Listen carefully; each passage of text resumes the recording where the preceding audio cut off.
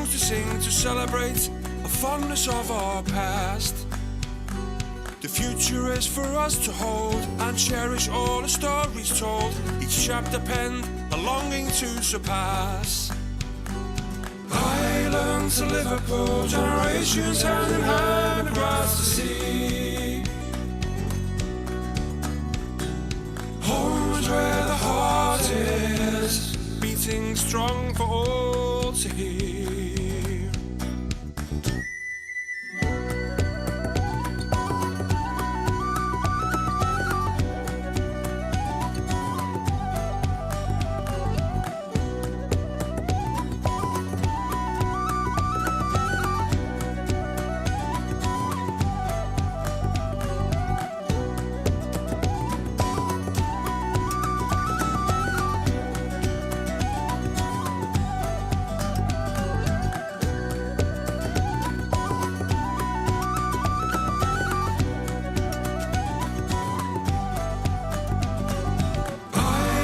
To Liverpool, generations hand in hand across the sea.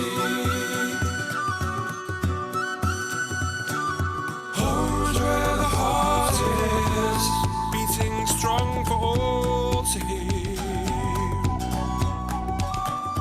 Islands of Liverpool, generations hand in hand across the sea. Homes where the heart is strong for all to hear.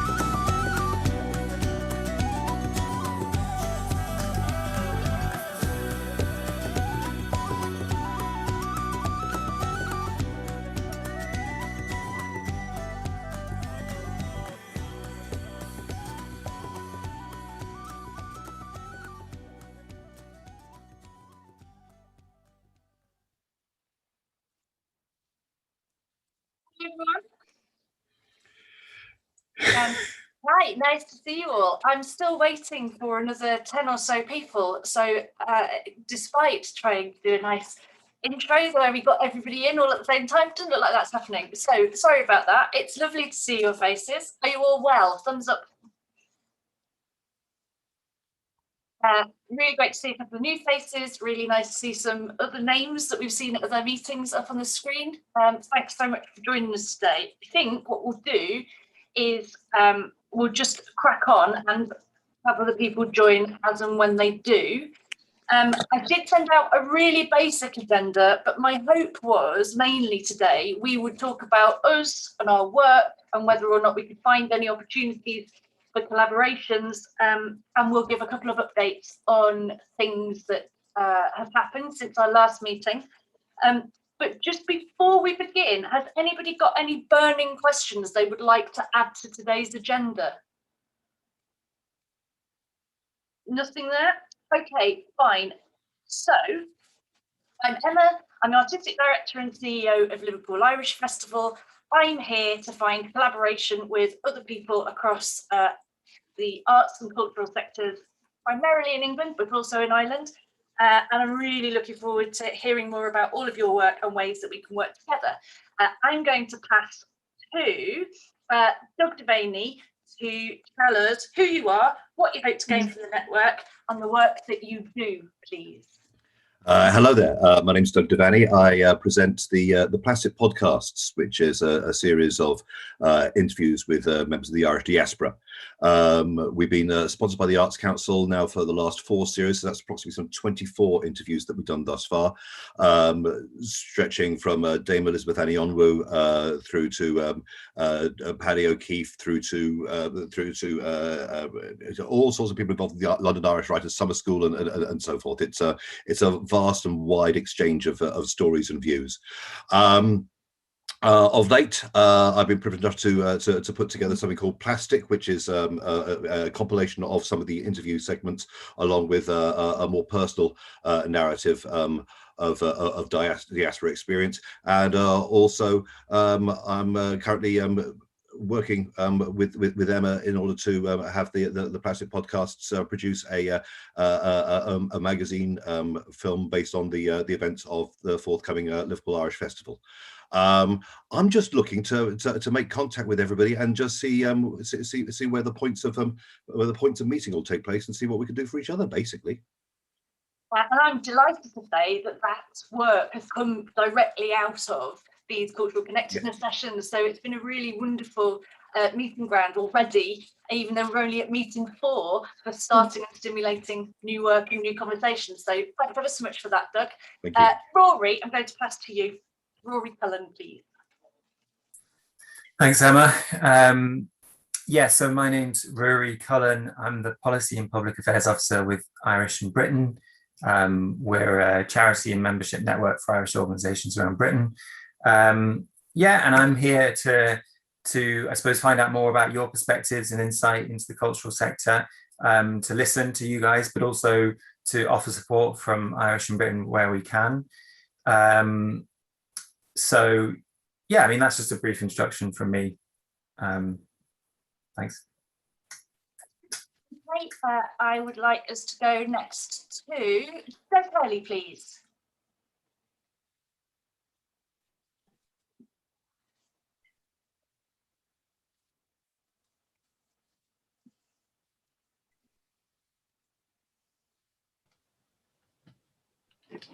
Good afternoon, Emma. Good afternoon, everybody. Just very briefly, my name is Des Hurley. I work for the Irish Arts Foundation, an Irish arts and cultural project based in Leeds, and we've been established for quite a number of years now. Basically, community development, do a lot of collaborative work with groups across the city, both non-Irish groups and non-Irish groups.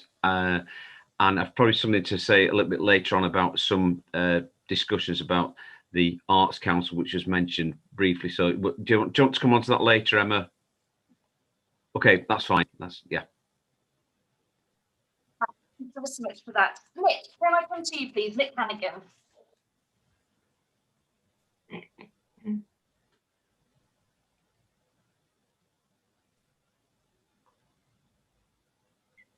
Sorry, my name is Mick Hannigan.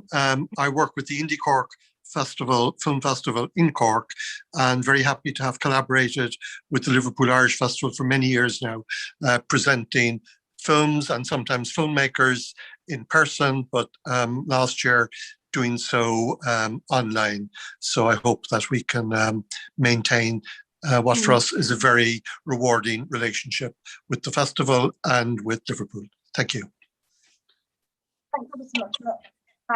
Ruth, can we come to you, please? Ruth McHugh.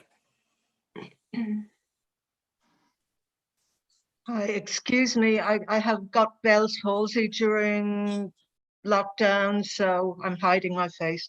Excuse me. So I'm an Irish artist. I've been working on a project. I started a project in Liverpool a couple of years ago. And I'm still really hoping to finish it. It was around the Liverpool Irish Cathedral and the Irish diaspora, and it connected to the year the Ballymun Flats were built in Dublin. So I'd already done a project on the Ballymun Flats. So it was called Spectres of Modernity, and it deals with modern architecture and Irishness, I suppose, really as well, and the influence of the Irish, the contribution of the Irish to this modernist icon in Liverpool. Okay. So. Bruce. Jean, can we come to you next, please? Jean Maskell. Hi, my name is Jean Maskell. I'm an artist and ceramicist and writer. I'm mainly working on my writing and ceramics at the moment. Originally, I got involved because I was interested in making links with Wexford, but I haven't been able to go to Wexford for quite a while. I'm hoping in the next couple of months I'll get over there and start to rebuild some of those relationships. and I'm hoping to be able to get take part in the Ceramics Ireland exhibitions this summer as well. But again, that's sort of just depending on what happens about travel and quarantine. I'm just generally interested in collaborating with anybody particularly on writing projects, poetry, short stories, or anything to do with ceramics. Great, thanks ever so much. We probably want to have a chat at some point, Jean, about the display centre and an ongoing in the window competition that we have there. So maybe we need to connect outside of this over that. Okay. Paula Mccloskey, are you ready to have a chat? Yeah, sorry. I'm actually right in the midst of writing a Creative Island bid with people in Galway. So we're trying to get it done by Friday. So furious WhatsApps between us and Galway. Hi, I'm Paula Mccloskey. I'm an artist and researcher. I'm based in Sheffield. And I work as part of A Place of Their Own, which is an art spatial research practice, and been working for many years on the border in Ireland. I'm from Ballyshannon in the Republic, which is just over the border. So I do a lot of kind of site-specific performance and audiovisual work. And I work with over the last couple of years, been doing a lot of work in Galway with on arts and science projects around working with Macehead Atmospheric Research Centre in Carna and NUI Galway. Working on several things, so the border work and the climate and art work, which is now seems to be developing the work in Ireland, but so I'm back and forth quite a bit, but like other people said, it's not been so easy of late. So I'm hoping I'm going to buy a camper van so I can spend some more time. I've clapped that camper van so I can meet people in my camper van. I'm also based at Derby University as well, as part of the Digital and Material Research Centre, and developing lots of stuff around the border stuff. Primarily an exhibition here in Sheffield next year, and developing a network with NUI Galway and Macehead Atmospheric Centre with A Place of Their Own, which is me and my collaborator Sam Vardy, on called Atmospheric States, which is looking particularly around air pollution in Ireland. So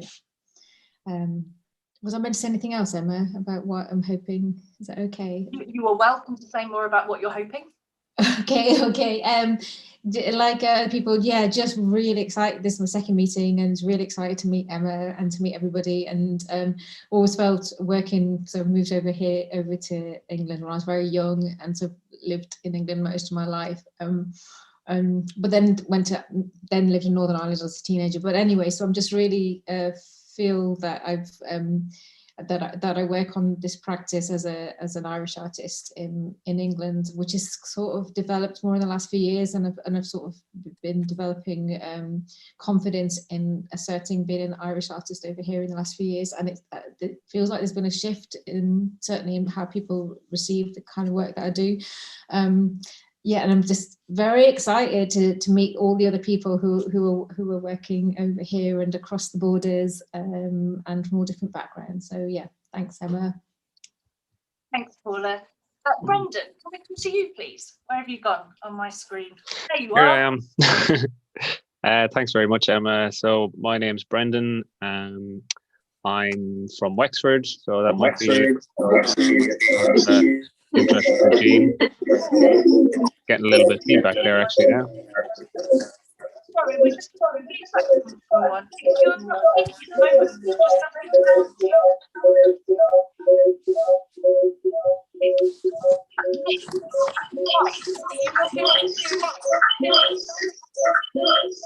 I think it might be.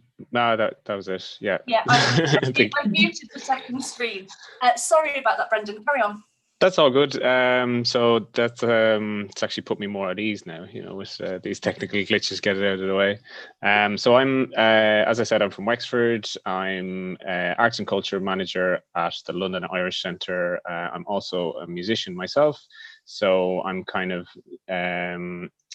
supplying work for artists is very important to me. And as we've done over the past year, I suppose we've launched a massive digital campaign in supporting Irish artists through our Solace season, and then we had our Winter Wellbeing season, and then we went on to be the partner for delivery of the London St. Patrick's Festival. So we've definitely steeped ourselves in digital delivery of events and stuff over the past year, but we are trying to feel our way back into the world of live events. The London Irish Centre itself, we've got a massively wide range of disciplines of arts, culture, heritage, and education that we deliver. We are fundamentally a community centre, so we try to deliver things for all of our community. And what I'd love to get out of this is just to kind of make connections with other organisations. We're never afraid to partner with other organisations, as well as artists as well. So yeah, as I mentioned, we're kind of going back into the world of live events. There's certain difficulties arising at the moment in terms of post-Brexit and COVID-19. So those, I think everybody's just kind of feeling those things out and figuring out things as they go along. So it'd be great to kind of make some contacts and connections that we can work with on that. Thanks so much, Brendan. Kelly, can we come to you? I'm muting myself. Hi everybody, how's everybody doing today? Thanks for organising another one of these great exchanges. It's great to be here. So my name is Kelly O'Connor and I'm the Head of Cultural Affairs at the Irish Embassy, where I've been for about 5 or 6 months. Before that I was at Irish Film London, which I ran for 10 years. So I'm fairly well ingrained in the community here, particularly in London, and to some extent then around Great Britain as well. So my role at the embassy really is, there's about 10 different sort of streams to it. In general, I sit between the two major departments, the Department of Foreign Affairs and the cultural team there under Eugene Downs, and Culture Ireland itself, so the Department of Culture and Tourism and Sport and Gaeltacht and Heritage and all that. So two bosses across culture with the government. Also answerable then obviously to the ambassador here in London, which is a really, really busy role, which is exciting. So the main things that we're focusing on, or have been focusing on kind of for the last while, or what we generally would be doing, this year is really big for Centenary. So we've got 3 really big Centenary projects coming up in the autumn. So we've got an exhibition of John Lavery paintings, we've got an exhibition from the National Archives, and we've got a theatrical production which is Centenary based as well. So there we'll have more information about them quite soon, and we can share those around. And then, you know, we would do our festivals and key dates every year, so St. Bridget's Day, St. Patrick's Day, and the rapidly approaching Bloomsday, which I'm sure some of you have also got projects for. So I'm desperately trying to pull that together at the moment. The other part of my job then is sort of outreach to venues and festivals. So getting to know the programmers and the venues that might program Irish arts around Great Britain. And that's, for us, that's a really, really important role. That's been a bit challenging through COVID. So now as everything's opening up, that side of things is going to expand a bit. So I'm planning all sorts of little trips around Great Britain. And excitingly, hopefully up to Edinburgh for the festival this year as well. And part of the job is to work with the consulates. So obviously I'm based in London, which is where the bulk of the activity happens. There's about 60 people who work in the embassy. And then we've got consulates in Edinburgh and in Cardiff. And excitingly, as many of you will know, we are opening another consulate in Manchester this summer. So there's quite a lot of work going into that at the moment, and we will be reaching out to the cultural communities as well, and very much hoping to use that as an opportunity to highlight the work, the great work that's been going on in that area in the north of England.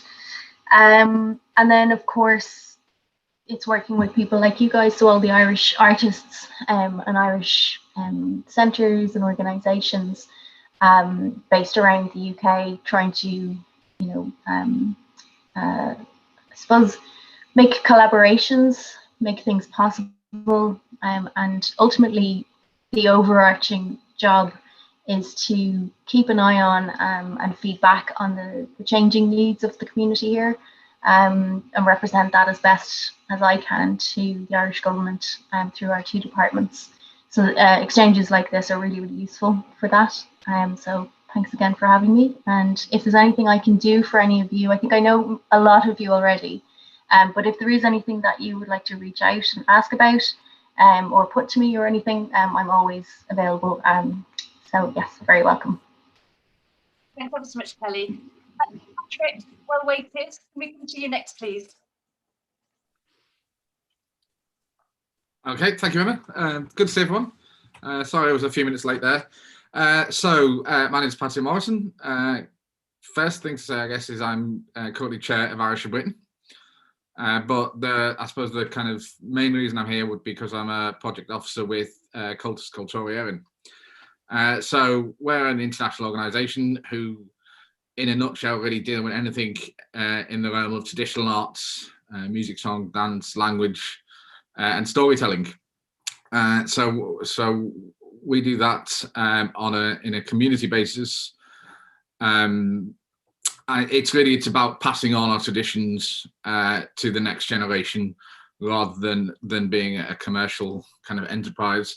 So I'd say I'm a bit different to some of the people here. I'm not coming at this from the point of view of a practitioner. Likewise, I'm not necessarily coming at it from a programmer or a venue looking to kind of employ artists in that way. I think what I'm really interested in, and what I've kind of got a bit of this from the previous sessions, is about looking at how we measure the value and the kind of impacts that our arts and culture-based activities have. I think we do that particularly reasonably well in terms of Irish government and the embassy and the connections we have there. I don't think we do it particularly well in a British context. So I'm interested in exploring how we might develop that, and if there's some kind of framework or what we can do to measure the kind of the value we put on our arts. It could set up as an agenda item for the next meeting, Patrick, so that maybe you can bring that to us and we can figure out ways of helping to shape that. Sounds like I'm getting a job already. Yeah, I'm happy to do that. I've got in my head something around a framework for measuring the impact or the value of Irish arts and culture. It's a nice title. I haven't really got anything more than that. But yeah, I can, if that would be on the agenda, that would be particularly useful and interesting for me. Probably not for everyone else. On the general consensus in the group, would we be happy to put that on the agenda for the next meeting and come with ideas about how we evaluate, how we think we can help each other evaluate, and whether or not we think it gives us a greater collective voice, maybe? It nods. Great. Okay. I think last but not least, but wave at me furiously if I have missed anybody else. I'm going to John now, but yeah, if we need anybody else, please wave now. Hi, Emma, thanks for that. I'm John Chandler. I'm the founder and chair of the Liverpool Irish Festival, which has been going now since 2003. We rely almost entirely on collaboration and connections, and the continuation and the reinforcing of those through events and linkages such as this is something that I very much welcome. I knew next to nothing if not absolutely nothing about running a festival.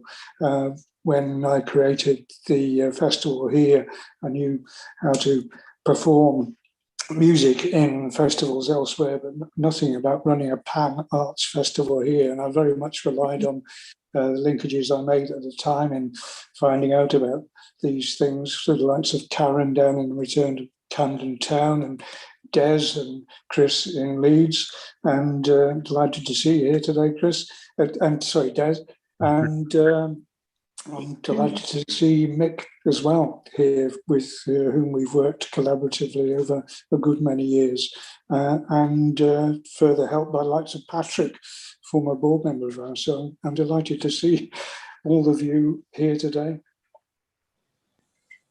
Thanks, John. Obviously, because we've sort of started this network, it can look a bit like a Liverpool Irish Love Fest, and for that I sort of apologise. But I'm very glad that, as I said before, the connections that are coming through this network are already building new work and new collaborative practice. So I'm really excited about that. One of the things that I just wanted to take us through that wasn't on the agenda, because I didn't know at that point we'd have this update, is update you on where we are with Arts Council at the moment. So, as you all know, Liverpool Irish Festival put in a challenge to Arts Council about their use of, or lack of use of, their definitions around white Irish, white British, and a meeting was proposed to sort of look at that as a data set and how they were processing that information. But at the point that we were getting to setting that data meeting, we were hit by COVID, and kind of it back-footed the process. Anyway, Des Hurley, who's here with us today, has managed to elicit a meeting with Arts Council England where we can take all of that work that we did at the setup of the Connectedness exchange and take that into a meeting with them. That will be on the 14th of June, I think. And I think it's a fairly tight agenda where we are really looking to set up a better dialogue with them, collectively represent Irish work in England, because it's Arts Council England, and make sure that we have a better conversation about what it is they're looking for, how we need to talk about ourselves, and how they're going to view that. I think, is that fair, Des? Yeah, I think, Emma, I'll just say apologies earlier on. I think I was first to introduce myself, so I got a little bit caught on the hoof. So I'll keep it as brief as I can. From when I approached the Arts Council, I was very, very mindful that I didn't just take it from the point of view of an organisation that had just been knocked back and they were just a bit cheesed off, and it was going to be yet another complaint. Again, as briefly as I can, we got turned down on 3 separate occasions from Arts Council England. There's nothing wrong with the application whatsoever. I'm sure the reason that was given on all 3 occasions was other applications preferred, which suggests nothing wrong with the application, but as it says on the tin, other applications preferred. So from there, I took it on board to actually write a very, very from the start, very amicable email to the Arts Council saying not that there was collective. I was mindful from our last meeting that there was collective frustration and I think Emma and I spoke earlier on. I think we were saying basically the Arts Council England don't know where to pigeon us as an Irish community, or where our art forms sit, because on the basis of it, we've been victims of our own success. Irish arts in all its forms has been very successful over the years.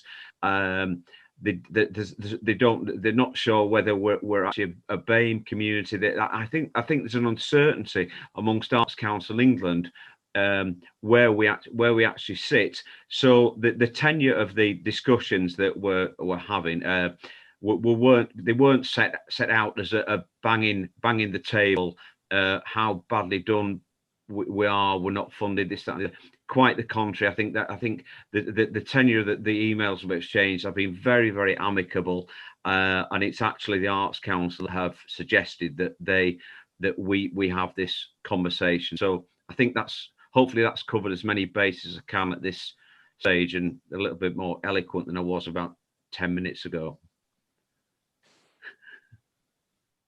Thanks. I think there is something to be said that it was really great that Des then has offered our ability to share in this meeting, including the Embassy and Irish in Britain, whereas the Arts Council, who did recognise, who know that we have made similar approaches to them, didn't and haven't come back to us about our meeting. So I think there is something about us going collectively to ACE that Des has offered us this opportunity, which I really applaud and I'm very grateful for, that I think they may not have expected, and I think it gives our ability to present a different weight than perhaps we've had before and going at this singularly. So thank you, Des, for opening that out, and I think it helps us have a healthier relationship with Arts Council generally.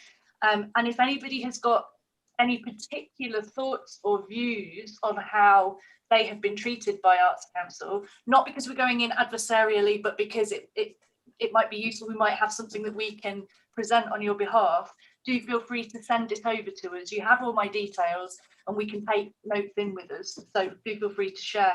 Has anybody got any questions on that? Or on anything that we've said there? You're happy that we're there to sort of represent, and that we've looked at some, you know, we've tried to evidence our needs from this previously. You're all happy with that? That's great. I know that we were looking at questions for the APPG. Rory, is there any update on that at the moment? Hi, Emma. So we had an AGM with the APPG last week, but that's very much business focused on electing new chairs and vice chairs. So we've got all those guys now elected. So in the next few months, we'll sit down with them, set out the priorities for the year ahead. We'll pitch this as one of those, you know, with all the information you've been giving us, and see what their kind of appetite is for this and how that goes down. It was really great last time. I know I wasn't attending last time, but it was great to have got that question confirmed. I think that's really useful, and can be used by all of you in other areas where you'd like to raise these issues. So we'll be bringing that to them pretty shortly, really, in the next few months. Were there any notable nominations, Rory? Sorry?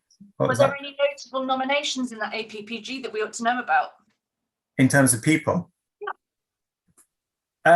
Well, the chair is still Conor McGinn, who's MP for St Helens.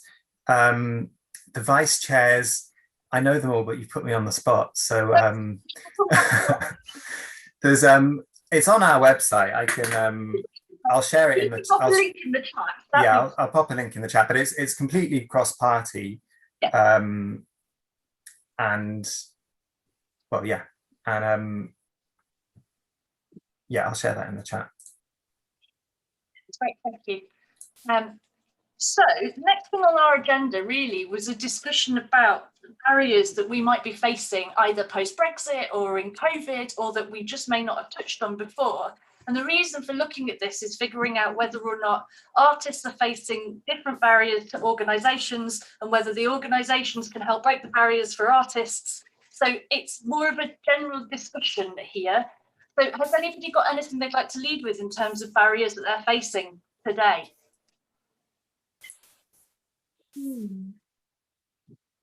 It may be that you're not, and the thing actually is just about meeting people and getting their work understood. Go ahead. Well, I think kind of one of the main barriers that's coming at the moment for programming is travel restrictions, and the kind of uncertainty around those and when those will be lifted. Yeah, so as you're kind of aware, if a artist wanted to travel to the UK to perform, then upon their return to Ireland, they're required the PCR testing and isolation for 14 days, with the possibility of a test, a negative test after that. And that just can be a bit of a restriction for and a risk for someone to take if, let's say, maybe they're pretty much an artist, but maybe they also have another job that they do to sustain themselves financially. So that's one kind of main. Do we know what the break point for that is in terms of when that's being reviewed? So that's happening now, but do we know, when it's going to be reviewed, or B, when that's going to end, if there is an end in sight for it? Kelly's got a hand up. Yeah, I think Kelly could probably help. Yeah. Well, I think there's going to be an announcement on Friday with an update on that. So I think probably after that it might be a little bit clearer. But it's all going in the right direction, I think. And I think hopefully that will be there'll be some positive stuff out of that. Will it be possible, Kelly, when that information is released, for you to send it to me so I can send it out to this network, just so I definitely don't miss it? I'm sorry to put No, that's absolutely fine. The best thing, because actually it's even where I get my information, is to follow the embassy Twitter account. I'm sure you all follow it anyway, but because Fionnuala and Alana are absolutely on it, and the consular side of the embassy's work is like clockwork. So they, that the travel stuff at the moment is the most important thing for them. So as soon as there is concrete information, it's straight up on our Twitter account. So that's definitely the place to keep an eye on. But yeah, I'll send you over, if we get a report sent around on Friday after announcements, I'll send this on to you as well. Thank you so much. I think that's going to be a really big help. Does that help you, Brendan? Oh yeah, very much so. Yeah, there's a knock-on effect. It's just in terms of like planning and programming and stuff like that. It's kind of everyone, I suppose, is somewhat reluctant to book anything into the calendar until the things become a bit clearer. But yeah, it's very helpful. Thanks, Kelly. Does that mean, though, that there is an opportunity for looking at Irish artists that are already here? Oh yeah, of course. Yeah, big time. Is there something in particular that you're looking for? Is there a programming gap where you would like to meet new people, like in terms of the sort of thing that you're looking for? To be honest with you, we would love to speak to absolutely everybody and as many artists as possible. As I mentioned before, we do a wide range of disciplines, and it's definitely with travel restrictions and stuff like that, it's made us refocus more towards UK-based artists. And we're always open to anyone getting in contact. Hear that, guys. What I would say is, as we go through this, do use the chat. Do try and send your details to the people that you want to have them. Do make sure you use this to genuinely talk about your work and make a connection. That's what we're here for. So do buzz us if you want us. Are there any other barriers that anybody would like to discuss today? Ruth, do you have your hand up? Please go ahead. Yeah, I'm unmuted. I was curious because I wanted to get back to England to finish what I was doing, and I was wondering what's happening with places like the Irish Centre. Are they completely closed down and things like that in Liverpool? I mean, I think it'll be quite a while before I can get back. So that's a question for me, really, isn't it, if it's Liverpool based? Yeah. Liverpool Irish Centre is reopened, essentially. An awful lot of the work they're doing is outside, so it's just outside the centre.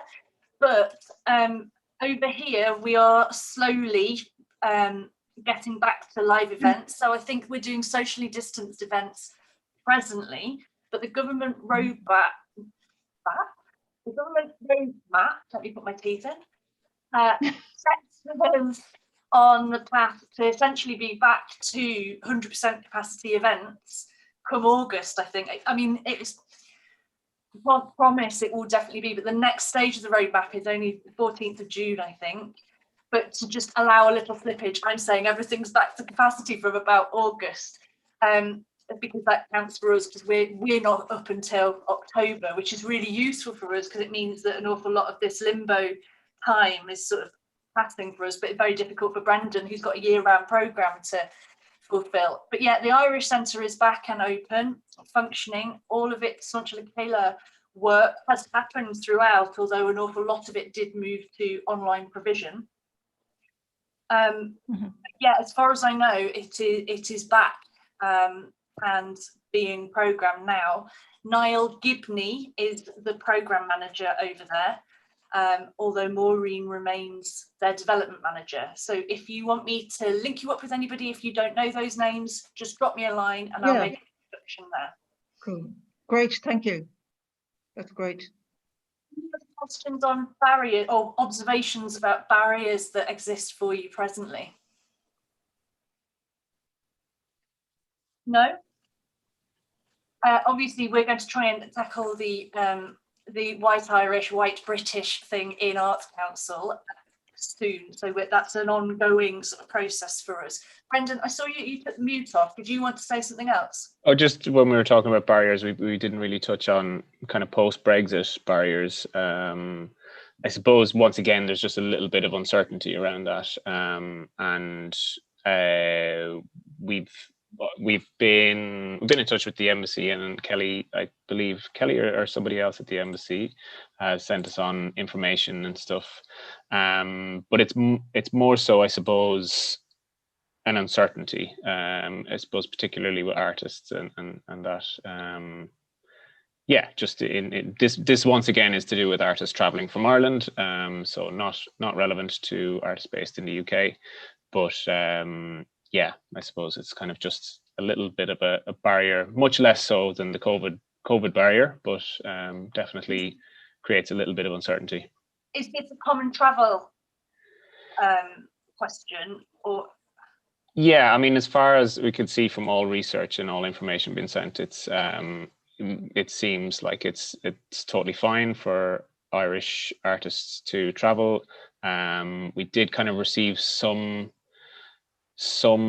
like hint of information that there might be a possibility of a customs charge if bringing equipment and stuff like that, but I think that was generally dismissed as being something that would be pretty slim chance of happening. But yeah, I suppose it's just creates a little bit of uncertainty, is all.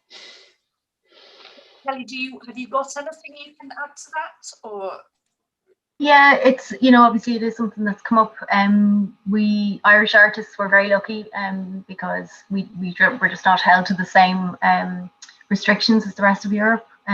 So we're very, there is very much the common travel area, we're very lucky in that there shouldn't be any need for visas. Well, there won't be any need for visas in terms of transporting equipment and things for gigs. Again, there shouldn't be charges for those kinds of things. I think there's I don't want to say exactly how long, but there's a period of time under which you can, if something is coming in and leaving the country and it's purely for a performance or something like that, even for exhibitions and things that might be here for a month, I believe, you should be able to avoid any charges along those things. But I think probably the biggest headache is going to be being prepared for it, being, up to date on it. And, there might be forms that you have to fill out, but there shouldn't be a financial burden attached to it.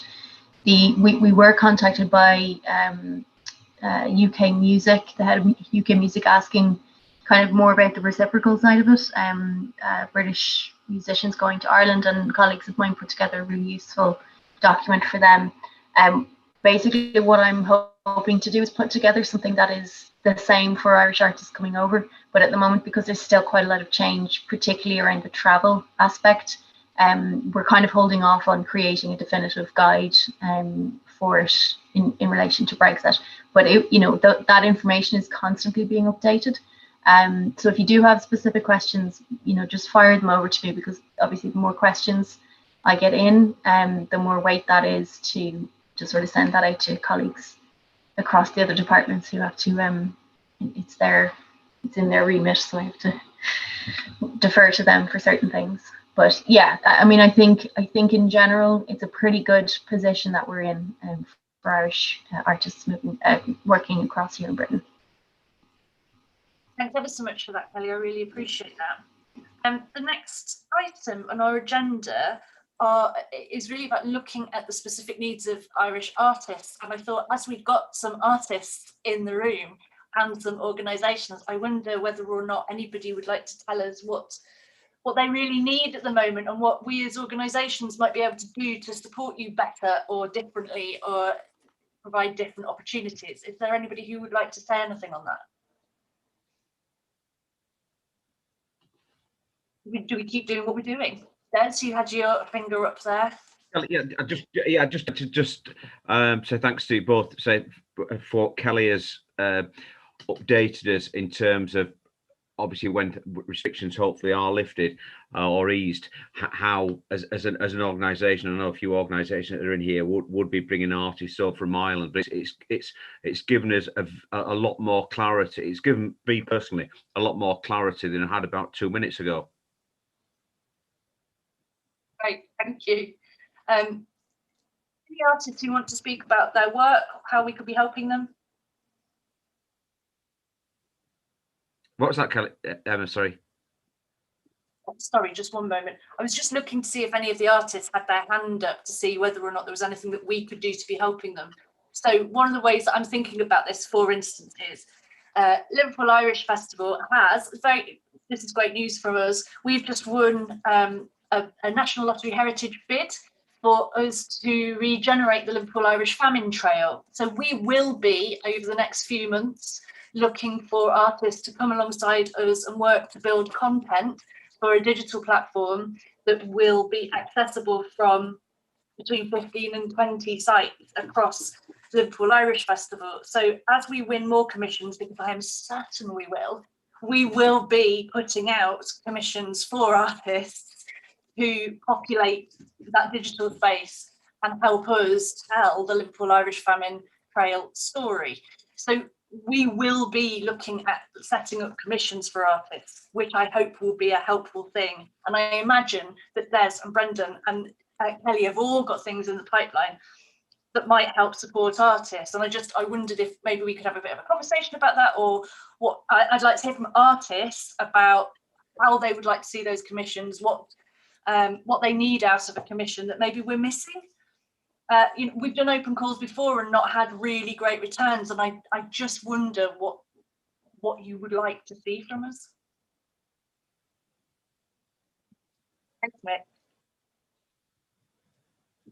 Any thoughts? No. If I might jump in, Emma, that's fabulous news. Well done. I mean, well done to yourselves, but well done to all of us, because this is such an important story.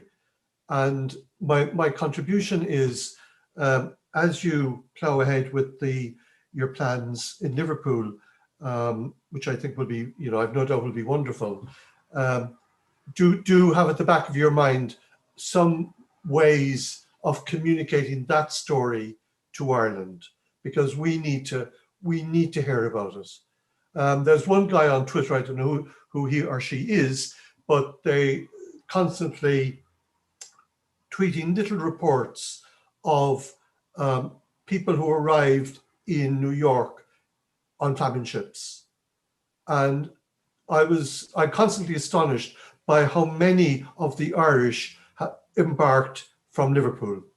Anyway, it's such an important story, and I'm thrilled that you have put the application together and will be able to enact that, because it's a really important story for us to be aware of. So that's my tuppence worth. So just to chime in on what Mick was saying there, you're absolutely right. And one of the key things about this is that the application that we make, although it will be locational, it will have a web interface so that story can be internationally accessed without you having to be here in the city. But the other thing about it is that we really want that to work in collaboration with places like the Strokestown National Famine Museum and Trail. And we are connected with Quinnipiac in Canada. And the hope will be that as the years roll out, we will create sister walks with international sites. So very much the idea is we recognise that locationally we have a trail, but for a diaspora audience, it has a global importance. Whether Liverpool was the springboard or not, there is likely to be a connection through it somehow, even if the closest bit of that is ancestry. And as you say, I think it is a really important part of that wider story, so we can use its specific location to tell a bigger story of migration, of hardship, of a new perspective on the politics of that time as well, that's still informed today, I think. So we will be looking for artists that can help us tell those individual stories, set the wider perspective. And ordinarily we will, so the way that I'm looking at building those commissions is a specific monetary amount, teamed to a material amount, and that we budget within those for time, for support, for materials, etc. But I don't know if that's the best way that does an artist want to be given a lump sum, or do they want to approach for a specific amount? Like, how do you prefer to work? Does anybody have an answer to that? Paula? Yeah, I was just going to say, I think, I mean, when we've spoken before and just thinking about, I mean, the richness from this, the whole kind of project is, like you say, happening over time, and this kind of, that it speaks to the past, the present and futures, but also all the very different stories and the local and the global. So it just feels that maybe it's just the approach that there will be, the openness is about the diversity of different artists and practices that could contribute, would be really interesting. And also thinking of whatever happened, the web interface, that will be a place to, like, different entry points to that practice. You know, you can do so much in a practice, and you know, the kind of performance walk stuff that we do, that does something, but actually you can then tell a different story online. So but in terms of the commissioning, it's, you know, for me, it's something about maybe opening the way that we've chatted with you, Emma, and the other organisation you're working with at the moment. What's been really helpful is this kind of collaborative approach to it as well. So it's not just, it's just like having a conversation about what it is and what the ambitions are and what it might be, and then and I know that's hard to do if it's because it takes time, doesn't it? But it definitely works to have that for me, that kind of co-inquiry or thinking about it, especially for artists who are located in Liverpool as well, I guess, to sort of build that relationship and to understand and to spend, you know, so it's that really. So yeah, but it just all depends on the people's practices, I guess. So we had a conversation with an artist earlier on, and one of the things that I think they wanted from a commissioner was they wanted a critical friendship peer. Yeah. Is that the kind of thing that you think would be an important part of a commission, is to actually put that forward and say, that's something that we offer, this is what we do? Yeah, definitely. It's so important, and it just feels, because it is whatever work you do, and I think it's more, and I know it's not, it feels for certain practices, like it is about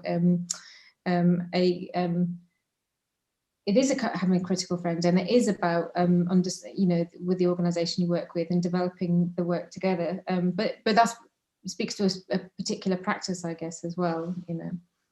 I saw that Jean nodded. I wonder if Jean's got anything to add to that. You're on mute, Jean. Sorry.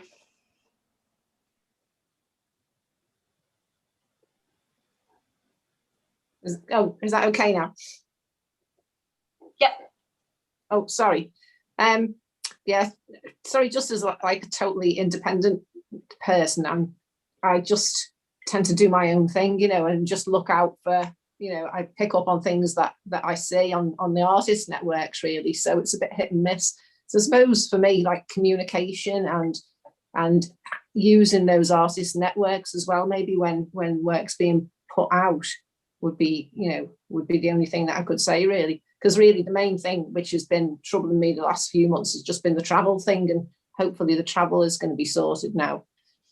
But yeah, it's just communication and having some sort of networks. That's great. So I wonder then if it's more about us as organisations who commission and who have themes of work. I wonder whether or not that's about us saying more about what we're looking for. So for instance, I know that this year's theme is exchange. I know that what I want, that is a programme that discusses exchange, shows part of artistic practice, allows other people to sort of see behind the scenes of the museum in a sense, but also it could look at migration as an exchange, knowledge transfer as an exchange, how we exchange our expressions creatively so that we can get across hard-hitting stories and histories that help other people's sort of exchange of ideas around their assumptions or their personal experiences. But also we sort of have strands of work around that, including invisible women, taking people to nook and cranny spaces, family. So if artists have got ideas I've got work that's building in any of those areas, it's probably worth dropping me an email or picking up the phone and saying, Emma, I've got this madcap idea. Would this be this? Or have you got something in the pipeline where you know what your themes are that I can talk to you about? Because I respond really well to that sort of thing. And I think the festival really benefits from having that kind of conversation with artists. Brendan, I can see that you're nodding, and I wonder if there's something that you might like to say about how the Irish Centre gets work or thinks about work, or how it programs so that artists might start thinking about their work in terms of who wants it. I suppose for us, it always comes back to our community and our community users, basically, like people. We always program to what our community wants to see. We also program along themes similar to yourself. So we've obviously done stuff along Solace season last year, which was kind of like a hopeful season. We did winter well-being, so we would have kind of focused a lot of our culture program towards stuff centered around well-being. But generally, we love getting approached and getting emails from artists who find they have an interesting project to work on. Maybe especially even if it's something we haven't done before, or if you see something that we haven't. An audience, a demographic within our community that we haven't maybe focused on. We're always trying to diversify our program as much as possible. So yeah, I suppose you just kind of get in touch is the main thing, but also kind of have some sort of grounding in who our community are, and what way you can kind of speak to those, and obviously to align with our values as well as a charitable organization. So yeah. Would you like to say something about how people approach Indie Cork or Greenway, in fact, like what you're looking for, what you might what you're looking for, but also who might benefit from what it is you do? Well, if I understand you correctly, Emma, we're in a slightly different position. Well, we're in a considerably different position in that we receive completed works, which may have been made for a variety of reasons, and then we assess them as fun and as if they fit in with what we're doing. Sometimes we do thematic programming, but you're in the very challenging position of being a commissioner, and that's different and requires its own skills and disciplines. And my tuppence worth is to, when you're calling for entries and calling for commissions, to be as specific as you can in terms of the structure and what you're achieving for. And within that specificity, then of course people have the freedom to respond to it in whatever creative way they wish. I mean, I'm just fascinated by what you've landed on your lap, you know, in terms of artistic expression and historical importance. and how people engage with history is so, you know, it's such a wonderful process. And of course, in Ireland, no different to many other countries, history is contested. And I think that's really good that you have different insights into history, into big issues, but also into the individual, the small stories, which I'm sure the famine experience will be replete with. You know, they're big political issues, but they're the individual stories. So I'm fascinated by the challenge you've set yourself. So my tuppence worth is give some thought to how you communicate it to the artists and be specific about a range of things, but open to all sorts of creative expression. Thank you ever so much for that. Yeah, you're right. We've had a couple of discussions today about a duty of care to the evidence and to the people and how that is presented, and also artists feeling that they are valid enough to carry a story. So working through some of that critical peer support to say, well, actually, your lived experience is valid and you are permitted to say that. You can't have everybody agree with you, but you are permitted to say it. So we're going through some of those conversations and trying to look at that specificity. So thank you. I wondered if you wanted to say anything about how people submit films to you for consideration, although they are complete. Oh, I'm happy to do that. But my other suggestion is that clearly in this project there are two elements. One is research and the raw material, the artifacts, the memories, the texts. So there's an element of research, and then there's responding to all that material. So perhaps in your call for entries, you might include two levels to it.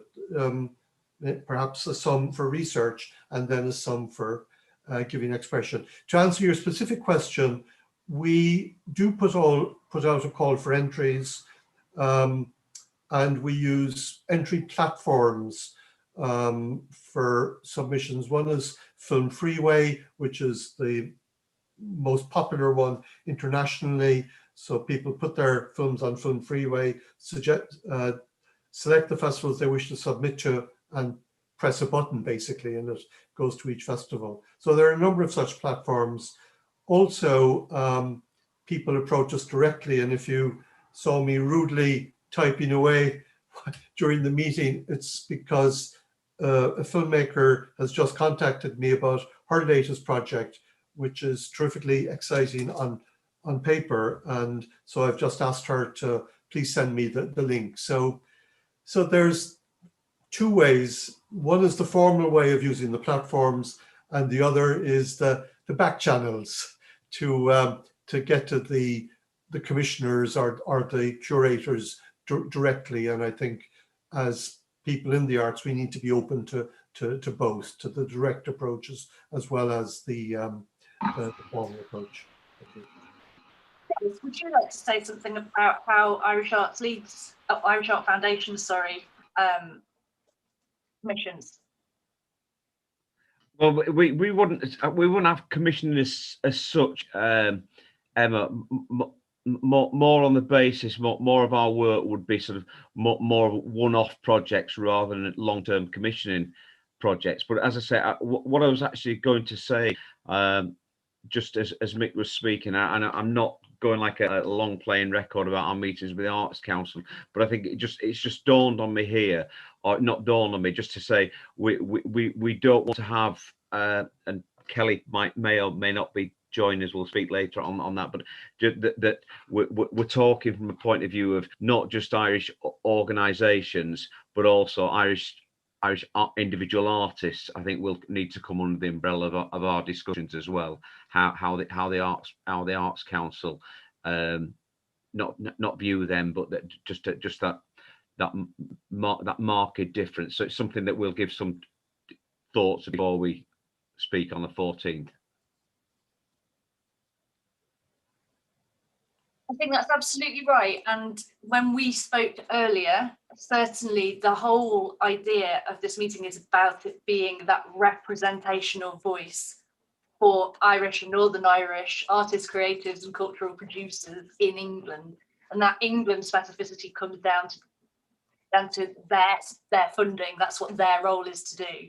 But certainly it was about everyone from the individual to the large cultural organisation, I think. And that this is partly why we're asking about needs and barriers, to make sure that we don't go in with a set of assumptions that this is what all people need because we need it. So it was important to hear from artists specifically about what their needs were. And also so that we can say, when we write applications in future, we've consulted with a community of artists who have told us these are the things they need to see, because this is how it affects their work, how they respond to these things. So actually having these conversations informs all sorts of aspects of our work, right the way through to our funding proposals, because we can say we know these things are needed and make a difference to people's lives, livelihoods and their practice. So I think you're absolutely right. We really do need to think about the individuals in that same meeting. Has anybody else got anything they would like to say as an artist or as a commissioner about what they'd like to see or how they like to programme? Kelly, go ahead. Just something that kind of cropped up there as we were talking. It's interesting. So from my background, and similar to Mick, you know, it's a fairly straightforward thing when you do an open call for films, because there are some really big kind of giants that you just go to, like Film Freeway, and you know that the filmmakers will look in those places for those opportunities.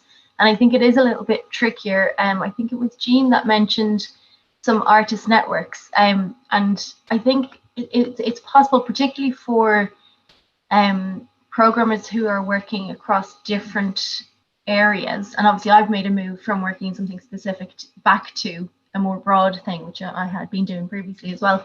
And it might be useful for some of us programmers, or you know, the venues and organizations, if artists were able to let us know if there are, you know, specific places they'd like to see opportunities, whether it's a commission or any sort of other collaborative opportunities.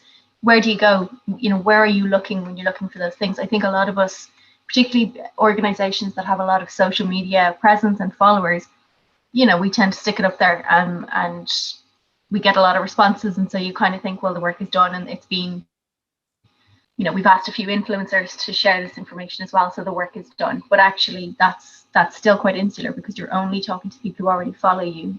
So I think for me, I'm certainly interested to find out better ways that we can just get those opportunities in front of people. And for the embassy, I mean, that's a really important thing for us to be able to do and to support. So from my perspective, and you know, we don't have a huge number of artists and individuals on this call, but it'd be something perhaps maybe for the next agenda that we might look at doing something along those lines, trying to get a resource together so that each of us, when we have an opportunity, know we've just posted on these sort of 10 or 15 different places that we might have not used before. You know, that's a lot of work in itself, but I think ultimately it would be very worthwhile for the artists. Great. Let's put that on the agenda for the next meeting. Very happy to sort of start doing that, and to use the Cultural Connected Exchange page and everything to be a space where we can post opportunities or post to where opportunities can be found. But it would be really helpful for us to have a bit of a brainstorm around that in the next session, so that instead of reinventing the wheel and trying to find it all the information in one go, we can have a conversation about it. That would be great. Kind of takes us nicely on to the next session, actually, which we've got scheduled for the 20th of July. We agreed that they would be bi-monthly meetings, I think, and we said that Tuesday afternoons were a good time. We have currently around 30 members, which I think is great for a very young organisation. And we had 3 apologies today that I should just register. Jennifer Bennett from Birmingham Irish Association sent her apologies, along with Moira Kenny from the Sound Agents and Connor Richmond, who's a filmmaker. So we are getting a spread of artists from different disciplines and a spread of organisations across the country, which is what we always intended. So I'm finding these remarkably useful. Are you guys? Are we going to see you at the next meeting? has anybody got anything else that you would like to add to the next agenda or say today to flag up that you've got coming up between now and the next meeting, or just any points that you would like to make before we sign off today? Just one thing which intrigues me, because I know nothing about the context or the content of the phrase white Irish, white British. Should I go off and Google it, or is there background documentation? It just intrigues me, because as over here, I don't know what it means. Maybe I should know what it means. So if there's any materials that you can circulate on that, I'd really appreciate it. So Mick, we did a bit of, from the very first cultural connectedness session that we ran, it came out of an Arts Council statement in their feedback to a knockback application that we had at the Irish Festival, where they told us that 94% of our artists were white. And our retort to that would be, well, that's okay, but 94% of our artists are Irish. And so the question then loomed about what they were seeing as being Irish at all, and that they were not seeing Irishness as potentially othering in the context of England. And that raised flags for us about, well, if that's an assumption that they're making and they're just making all Irish people British, then they're not seeing that we're working as part of a global majority community that is being othered, and therefore our applications aren't receiving similar weights to other friends and neighbours of ours. So we wanted to question that, and it's led to all sorts of questioning and interesting conversations around what is white Irish, what is black Irish, in the context of that mainly being about white people. So where does black fit? So it's been a really interesting point that's allowed us to unpick lots of things and explore lots of the questions that are ongoing. It also links into census information and how monitoring is carried out by all funders and how they're hearing what we're telling them.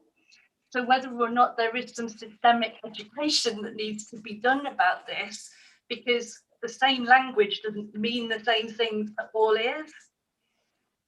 So that's kind of where that's come from and how we're sort of working it through. Does that help? Thanks, Emma. That's very helpful. Thank you. Any other points or anything that you would like to flag that you've got coming up that you want other people to know about? Kelly, go ahead. I have one more thing. So I actually just got contacted by RTE, and they're looking for somebody. This is a bit of out of left field, actually, so I'm just hijacking this for this because there's so many interesting people on the call. They're looking, so this lady is doing a report for RTE News TV tomorrow about the calls for reopening the common travel area, so I thought you guys might like it.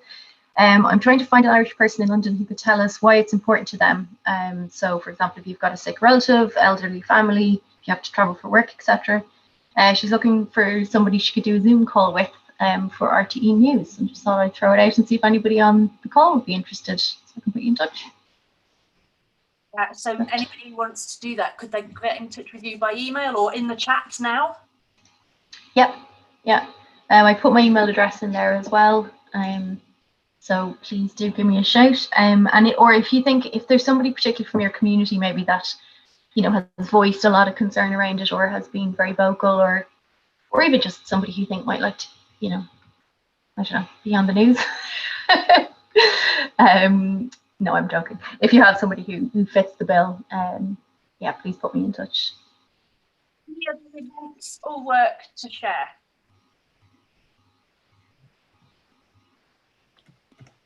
No hands up? No. Brandon, you look like you're going to say something. You're not. Sorry, I'm just kind of thinking back, thinking to what, just in terms of if artists are approaching us at the moment, just to bear with us. We're in a bit of a kind of a flux point at the moment where we're trying to open things up we're dealing with a lot of risk assessments, policy procedures, and all these types of things that we maybe haven't had to deal with before when it comes to programming. So just to bear with us, and yeah. And as Mick said, to be quite specific in your approach when when getting in touch with us about any kind of commissions and stuff like that. Yeah. Really quick question that's just flashed across my mind before we go. I'm thinking about whether or not we do a live in-person cultural connectedness exchange day as part of this year's festival. Would people be interested in it? Just, you know, if travel bans allowing, all of those sorts of things, if we could get people together to talk about what culture means to them, what they want to see, where we go next, actually meet people in person, knock a coffee together. Like, you fancy that if I program that, if we did something at the Irish Centre, for instance.